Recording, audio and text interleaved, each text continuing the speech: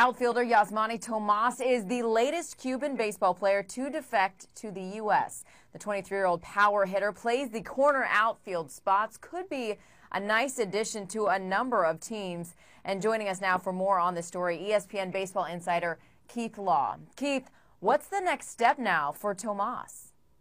Well, first he has to establish residency in another country beyond the United States or Canada or Puerto Rico, which would make him subject to the draft. A lot of players have established residency in Mexico or in Costa Rica, anywhere that would make them a potential free agent. Then once they get cleared by the Office of Foreign Assets Control of the U.S. government and by Major League Baseball, which at that point is usually a formality, then Tomas could actually sign with a major league club. All right, well, we've seen a number of Cuban defectors that have had great success here. Yasiel, Puig, Jose Abreu, Yoenis Cespedes getting multi-million-dollar deals. How much is their success impacting other Cuban players to make this risky move as well?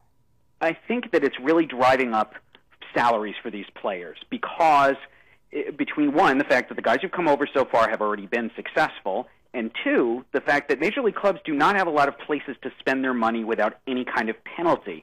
Draft bonuses are capped. The July 2nd free agents, the 16-year-olds who are signed out of the Dominican Republic and Venezuela, those are capped.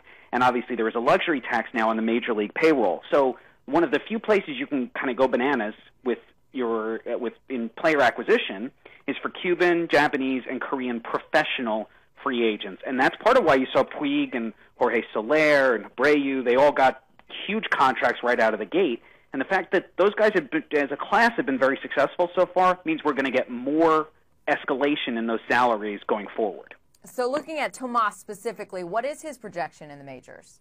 So I actually saw him 2 games last summer and talked to a couple of scouts who've also seen him, especially since then.